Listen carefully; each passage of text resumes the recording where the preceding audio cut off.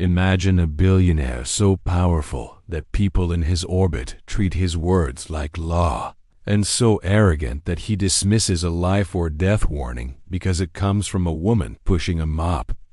Now imagine that woman is a former top-level nurse, stripped of her career by a system that decided her skin color and her refusal to stay silent were more dangerous than any disease. For weeks, she watches the most powerful man in the building stumble, stutter, and lose his grip. Symptoms she knows could kill him, and everyone else pretends not to see. What happens next isn't just a story about saving a life. It's about dismantling an ego, exposing a culture of arrogance, and proving that true power isn't in the title you hold, it's in the knowledge you refuse to let die. If you want to know what arrogance looks like when it's about to meet its match, picture this: the top floor of a glittering glass tower, a CEO pacing like he owns the air he breathes, barking orders into a phone that costs more than most people's rent, and in the corner, a woman in a faded cleaning uniform, holding a mop bucket, watching him the way a hawk watches a field mouse, not with malice, but with precision. That was Marlene Carter. She was 42, African American, and on paper just the janitorial staff at Hawthorne Biotech, one of the most powerful pharmaceutical companies in the country. But paper has a funny way of lying by omission.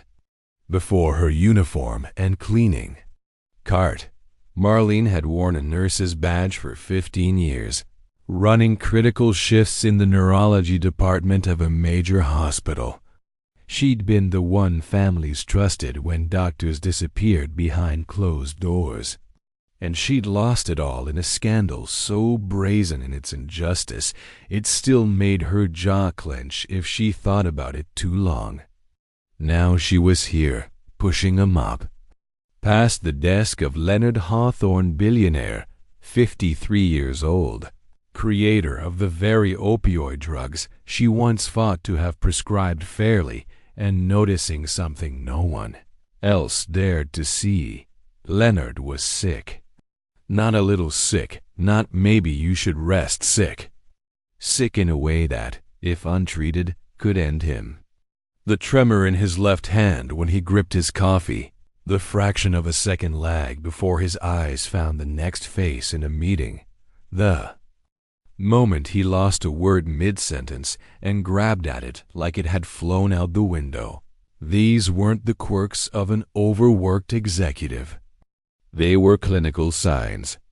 Marlene didn't need a white coat or a title to recognize them. She'd seen them in patients whose brains were trying to tell the body something urgent. But here's the thing. When you're the richest man in the room, you get used to the idea that nothing, especially not bad news, applies to you. And when the person delivering it wears a cleaning badge, your ego writes it off before your brain even processes the words. That's exactly what happened the day she told him straight, "Mr. Hawthorne, you need to get checked immediately. Your symptoms aren't stress." He laughed like she'd just suggested she could run the company. "You're giving me medical advice? What's your specialty? Advanced mopping?" The executives in the room pretended not to hear, because silence is safer than crossing a man who signs your paycheck. But Marlene didn't flinch. She just said, "I'll keep doing my job." What Leonard didn't know was that she'd already started another one, tracking his decline quietly in the kind of detail most doctors never bother to keep. See, arrogance blinds people in a way that's actually useful. When someone underestimates you, they stop paying attention to what you're really doing. And Marlene was doing what she'd always done when a life was on the line: documenting, connecting patterns, preparing to act. Here's where the story gets interesting, Not because Leonard's illness was rare, it wasn't, but because the whole ecosystem around him was designed to protect his self-image instead of his health. I've seen it before. The higher up someone climbs, the more likely it is that the people around them become mirrors instead of messengers. Nobody tells them the truth, especially when the truth is inconvenient. And that's why the only person willing to say something was the one person he assumed had nothing to say. But Marlene's decision to step in wasn't about him. It wasn't even about the job. It was about the oath she took long before she picked up a mop that you don't turn your back when you see the signs. No matter who the patient is, no matter how they treat you. She knew the road ahead would be hostile. Leonard wasn't just going to ignore her, he was going to make it clear she was out of line. But sometimes the thing you fear most isn't the enemy you're facing, it's the clock ticking down in the background. And Marlene could already hear it. Before Marlene Carter was polishing the glass walls of a billionaire's office, she was the person you wanted on your side when life was hanging by a thread.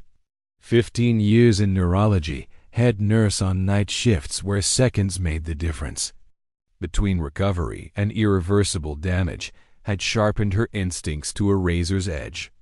She'd earned the respect of families, residents, and more than a few doctors who learned quickly that if Marlene said something was wrong, it was worth dropping everything to check. That trust vanished in less than 6 months, not because she failed, but because she refused to stay quiet. It had started with a pattern she couldn't ignore: black patients receiving consistently lower doses of pain medication than white patients with identical injuries and being labeled as drug seekers far more quickly. The name on most of those charts? Dr. Mitchell Crane, a charismatic pain specialist whose charm with donors could have sold ice to polar bears. Marlene did what every nurse with a conscience is told to do, but rarely rewarded, for she documented 200 pages of dosage records, patient charts, and case comparisons. And when the numbers were undeniable, she took it up the chain. The hospital director heard her out, then asked the kind of question that sounds neutral but is designed to dismiss. Are you sure this isn't just a perception issue? In the world Marlene was up against, perception issue was code for we're going to bury this. But she didn't back down. At the disciplinary meeting that followed, because, of course, the investigation flipped back onto her, she laid out the evidence in front of a table full of executives. That's when she saw the shift. They weren't looking at the data anymore. They were looking at her. The final blow was as neat as it was fabricated, an allegation that she'd violated medication protocols. They couldn't prove it, but they didn't need to. Accusation alone was enough to pull her license, and by the end of the year, she was out of medicine completely. Dr. Crane went on to accept an award for excellence in patient care. That's how systems like this work. They don't just push you out. They rewrite the story so it looks like you deserved it. For a while, she thought she'd left her skills behind with her badge. She took whatever work she could get, cleaning offices, stocking supply closets, jobs that didn't require the kind of credentials the system had stripped from her. But here's the thing about expertise. Once you have it, you see things you can't unsee. And when Leonard Hawthorne started showing subtle signs of neurological decline, it lit up every nerve ending of her training. At first, she tried to convince herself it wasn't her business. But then the signs grew bolder. Confusion about who was in a meeting with him, repeating a question 3 times in under 10 minutes. A blink that lingered just a moment too long as he tried to focus his eyes. The kind of things that, to most people in that tower, just looked like a busy man having a rough day. But Marlene had seen them before early markers of brain bleeds, tumors, progressive neurological disorders. She knew the cost of waiting. The only question was how to make him hear her. The answer wasn't direct confrontation. She'd tried that once already and been swatted away like lint on his lapel. Instead, she started building a file: dates, times, exact descriptions of each symptom, even environmental notes to rule out other causes. She wasn't thinking about revenge. She was thinking about the years she'd spent watching preventable tragedies play out because someone in power didn't want to be inconvenienced by reality. If Leonard's pride was going to keep him from a doctor, she'd find another way in. In the skyscraper ecosystem of Hawthorne Biotech, allies weren't exactly handed out freely, especially to someone in a cleaning uniform.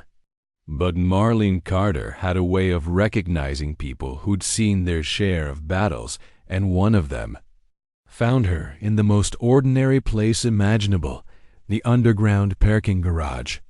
It happened on a rainy Tuesday. Marlene was helping an elderly visitor navigate a slick ramp, steadying her by the elbow with the instinctive efficiency of someone who'd guided hundreds of patients before. As she turned to leave, a voice behind her said, "You were a nurse." Not a question, more like a statement pulled from observation and certainty. Marlene turned to see a tall, silver-haired black woman in her early 60s, an umbrella dripping rainwater at her side. Dr. Evelyn Hart, retired neurologist, now working part-time as a consultant for a medical insurance group in the building next door.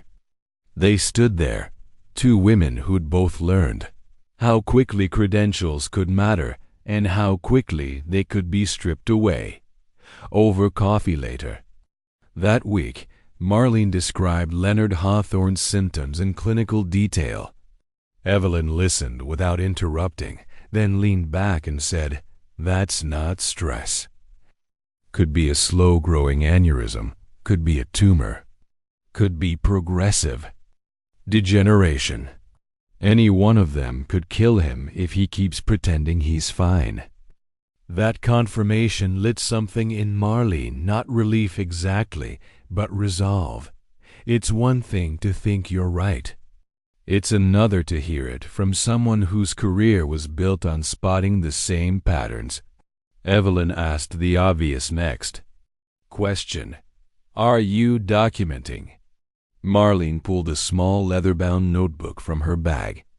Neatly dated entries filled page after page, each one noting an incident: the left-hand tremor on Monday, the 2-minute lapse in recall on Wednesday, the slurred consonants during Friday's investor call. Evelyn nodded, her expression shifting into professional mode. If you want to get him help without him shutting down, you'll need leverage, someone he can't dismiss outright. Does he have family? That's when Marlene mentioned Leonard's wife, Diane Hawthorne, a woman who had once been a nurse before marriage. Charity boards and the Hawthorne name had pulled her out of clinical work. She'd understand, Evelyn said. And if you can make her see the urgency, she can push him to a doctor. That became the plan. Bypass Leonard's ego entirely and get the message to Diane, not as an emotional plea, but as a clear, clinical case file.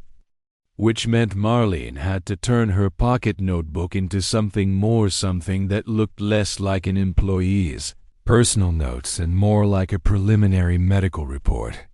Over the next week, she sharpened the entries, times, durations, exact phrases he stumbled on, even the lighting conditions in the room when it happened. She cross-referenced each observation with potential differential diagnoses. She wrote the thing as if her nursing license were still active, because in her mind it still was. Her training hadn't expired just because a board took away her paper credentials. But she also knew this in a company like Hawthorne Biotech. The chain of command was a fortress. If her report landed in the wrong hands first, it could vanish. So she'd have to get it to Diane directly. That meant secrecy, timing, and a willingness to step far outside the boundaries of her official job. It also meant accepting that the moment she sent it, she'd be putting a target on her back in a building where power didn't appreciate being challenged from the bottom up. And yet every time she saw Leonard rub his temple with that distant look in his eyes, she knew the choice wasn't really a choice at all. Diane Hawthorne was not the type of woman you blindsided. Former nurse, Johns Hopkins graduate, and the kind of person who could read a room before she'd even stepped fully into it. She was also married to a man whose ego could turn medical advice into a full-scale argument. Which is why Marlene Carter's envelope didn't arrive with any fanfare. It was hand-delivered by a courier with no return address, tucked among the day's mail at the Hawthorne residence. Diane almost set it aside, assuming it was another anonymous charity solicitation. Then she saw the first page. Precise clinical language, dates, times, observable symptoms cross-referenced with neurological conditions. Whoever had written it knew exactly what they were looking at. By the time she reached the section detailing Leonard's episodes of disorientation, her pulse had shifted from calm to urgent. The strange part, the author hadn't signed their name. But Diane didn't need a name to recognize a nurse's voice in those lines. It was there in the unflinching detail, the refusal to soften the reality. And she suspected she knew exactly who had sent it. She'd noticed Marlene before, not because of her cleaning cart, but because of the way she moved, quiet but observant, like someone trained to notice small changes in people's bodies. Diane had tried, more than once, to talk to Leonard herself. Each time he'd brushed her off with a joke or a condescending pat on the hand. "You worry too much," he'd say. But now, with this report in her hands, she felt vindicated and determined. That night at dinner, Leonard forgot the name of the head of marketing, referring to him as the guy from, the other department. Their daughter Emily, a final-year med student, looked at her father sharply. Diane caught the glance, and knew Emily saw it too. Over coffee later, she pulled her daughter aside. "I've been watching him for weeks," Emily admitted quietly. "Something's not right. He needs a full neuro workup." "He'll never go willingly," Diane said. "Not unless—" She didn't finish, but Emily understood. The unless was a moment so undeniable that even Leonard couldn't spin it into something else. That opportunity came faster than either of them expected. The following Thursday, Diane orchestrated what Leonard thought was a casual succession planning meeting with the company's top board members at the family estate. In reality, it was a carefully staged intervention.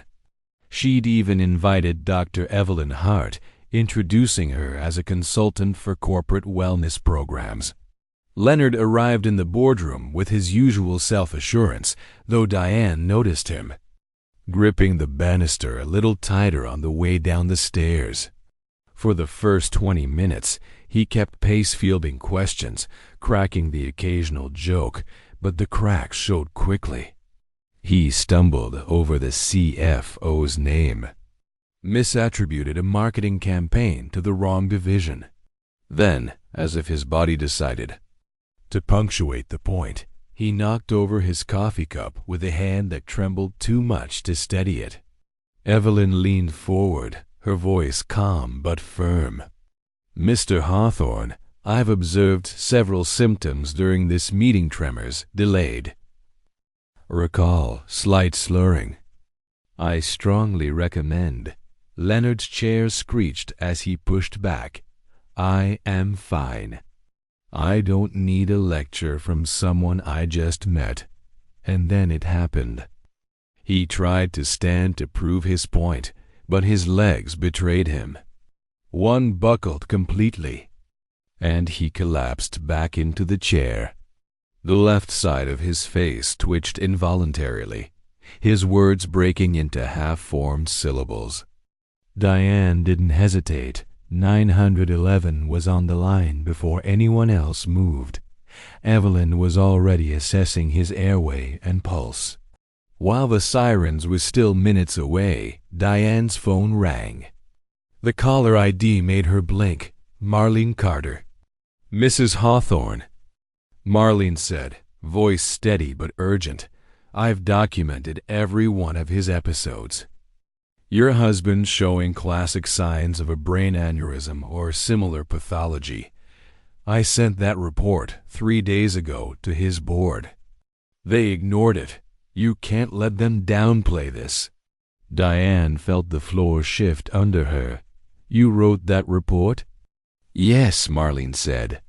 "I may be cleaning floors now, but I didn't forget how to save a life." The ambulance's wail was still fading when the emergency department doors closed behind Leonard Hawthorne. Inside, a flurry of white coats and clipped instructions replaced the corporate formality he'd worn like armor just an hour earlier. Diane followed the gurney until a nurse drew the privacy curtain, and she was left in the hallway with a silence that seemed too heavy for the fluorescent light. Dr. Evelyn Hart appeared beside her, hands still steady, voice low. "He's stable for now, but this is serious. We're ordering a full neurological workup, say MRI, the works." 30 minutes later, the verdict came from Dr. Chun, the attending neurosurgeon: a slow bleeding aneurysm. Left untreated, it would have ruptured in days. "You got him here just in time," Dr. Chun said, looking from Diane to Evelyn. Diane's relief lasted only seconds before it was replaced by something sharper, a cold recognition of exactly how close he'd come to dying because he'd dismissed the warnings. When Leonard woke after the emergency procedure, his face was pale, his voice rough with sedation. Where's the cleaning lady?" Diane's throat tightened. "Marlene's here. She's been waiting for hours." Marlene stepped into the room, still in her uniform, the hum of machines filling the pause. Leonard's eyes, clearer, now met hers. "You saved my life." She didn't let him off the hook. "I've been trying to save it for weeks. You chose not to listen." He closed his eyes briefly, whether from shame or exhaustion, she couldn't tell. "I know I don't deserve your forgiveness." "You don't," she said plainly. "But I didn't save you for you. I saved you because I swore to protect life, no matter who it belongs to. That oath doesn't disappear just because the patient doesn't value me." If that moment was personal, what followed was public and brutal. The story leaked within days, not just about Leonard's collapse, but about how a former nurse, now a cleaner, had correctly diagnosed his symptoms when his inner circle ignored her. Someone inside the company fed reporters the rest. Marlene's 47-page report to the board, the executive's decision to disregard it, the emails suggesting her dismissal for overstepping. Within a week, it was national news. Headlines screamed, "Billionaire CEO nearly dies after ignoring unqualified worker who saved him." Clips of Marlene in her uniform walking into the hospital. played on repeat alongside footage of Hawthorne Biotech stock tumbling by $300 million in 3 days. Public outrage was immediate and merciless.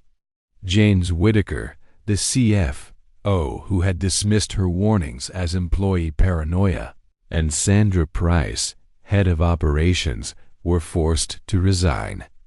Leonard stepped down temporarily for medical recovery and to reflect on corporate culture. Inside the hospital, Leonard's recovery was slow. Outside, Marlene's life changed in ways she hadn't asked for. Offers poured in. Paid interviews, book deals, speaking engagements. She refused all of them. "I don't need hush money or headlines," she told one persistent producer. "I need this to mean something. Competence isn't a privilege, it's a skill. And it doesn't vanish because of your title or your skin color." The refusal only made her more of a folk hero. When she returned to Hawthorne Biotech weeks later, employees greeted her with quiet nods and sudden deference. No one used the word invisible anymore. Leonard, still walking with a cane, was in his office when she stopped by to collect her supplies. "I owe you my life," he said simply.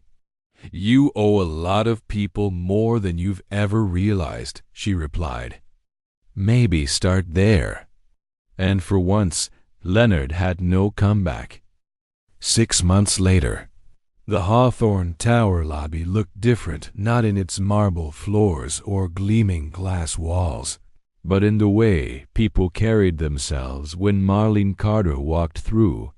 No one avoided her eyes anymore. Security guards greeted her by name. Receptionists paused their calls to wave. She wasn't there to clean that morning. She was there for the press conference announcing the creation of the Marlene Carter Institute for Preventive Medicine, funded entirely by a $10 million anonymous donation, though anyone paying attention knew exactly whose signature was on the check. Leonard Hawthorne sat in the front row, still using a cane occasionally, the tremor in his left hand a reminder of how close he'd come to losing everything. The board had replaced 2 key executives, implemented mandatory bias training, and built a whistleblower program that bypassed management entirely, routing concerns directly to an independent review panel.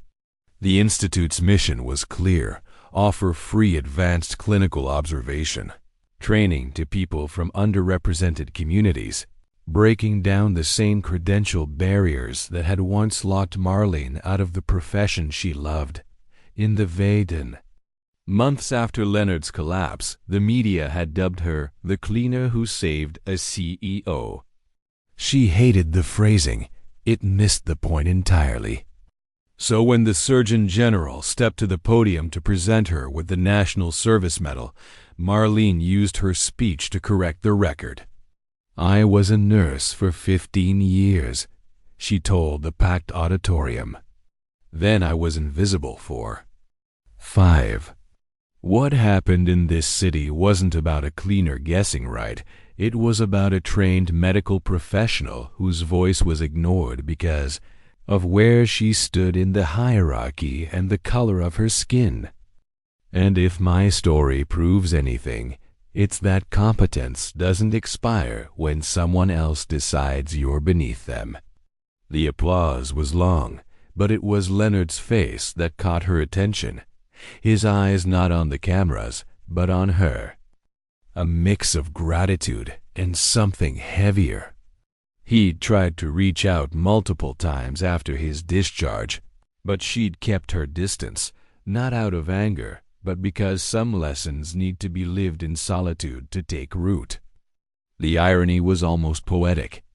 The man who had once dismissed her as just the help was now funding a program built on the very expertise he'd refused to acknowledge. After the ceremony, Leonard approached her in the hallway, his cane tapping lightly on the floor. "I was an arrogant fool," he said plainly. You were, she replied without hesitation. But fools can learn. He paused, searching her face. Thank you for saving me, even though I didn't deserve it. I didn't save you because you deserved it, she said, adjusting the medal on her chest. I saved you because my oath is bigger than my ego and yours, and because the best way to dismantle prejudice is to outgrow it so completely that the people who held it have to run to keep up. Today, Marlene runs 3 community clinics in partnership with the Institute. Leonard has stepped away from corporate leadership, focusing instead on funding medical education for marginalized students. 2 lives were saved that day in the boardroom, the one on the gurney and the one who learned that power without humility is a kind of illness all its own. And if there's one thing Marlene knows now, it's that the greatest revenge is not to destroy those who belittled you. It's to live in a way that makes their smallness irrelevant. This isn't a story about luck or charity. It's about what happens when skill, persistence, and integrity refuse to bow to arrogance. Marlene's victory wasn't in humbling Leonard. It was in proving that worth is not granted from above. It's demonstrated from within. True revenge is to keep doing your work so well, so visibly, that the walls built to keep you out become irrelevant, and the people who built them have no choice but to watch you succeed.